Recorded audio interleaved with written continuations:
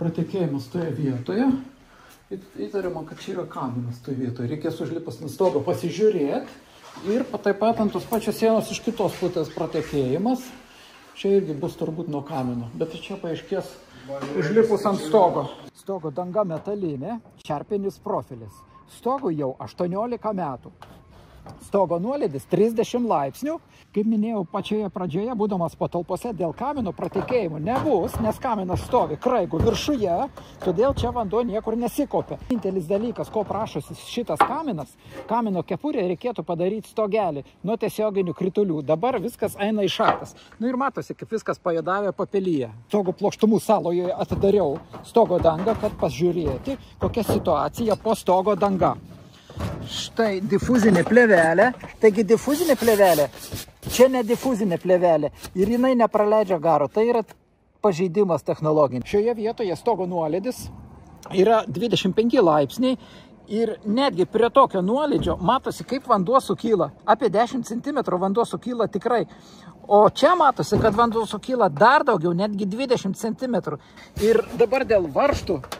O varžtai susukti štai kaip žemai.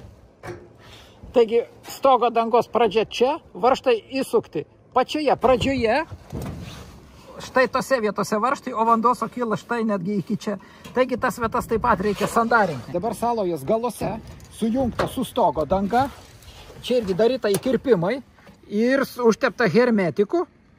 Taigi tos vietos yra taip pat nesandarius, ypač ta vieta kampinė, kur yra įkirpta. Šitą lankstinį geriausia pratęsti štai iki bangos viršaus, tada pratekėjimų nebus, nes vanduo visas bėga nuo bangos į apačią. Čia yra saloje, kur stogo danga jungiasi su lifto šachta. Čia padarytas skardos lankstinys, jis yra trumpokas. Čia nėra akivaizdžių žymių, kad vanduo pakiltų iki krašto, bet sunkiomis žiemomis lengvai gali užkilti. Čia šitas lankstinys turėtų būti iki grebėsto šito, pasidėti ant jo ir tada jis nepralenktų štai taip. Dar vienas dalykas, kur garantuotai 100% bėga ne tik žiemą, bet ir prie stipresnio lietaus. Štai tose vietose, kur buvo įsukti varžtai. Štai ir čia dar.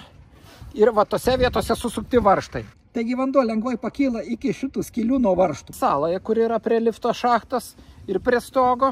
Štai čia kaip ir viskas normaliai, bet čia taip pat varžtų prisukta ir viskas laikosi tik ant hermetiko. Taip pat ir čia saloje padaryta. Čia priglosta, čia nesimato net hermetiko, čia ant varžtų, taigi vanduo lenda po šitą detalę skardos ir ten jau randa kelius į patalpas. Taigi rekomenduojamas remontas šioje vietoje, kur stogas jungiasi su lifto šachta, būtų pakeisti šitą saloje ir neprisukti varžtų taip žemai. Padaryti ją ilgesnę, kad gultų ant grebėsto, taigi pakeisti šitą prieglaudą. Pakeisti šitą prieglaudą, sutvarkyti šios mazgus, kad nebūtų prisukinėta čia varžtų ir jokių hermetikų.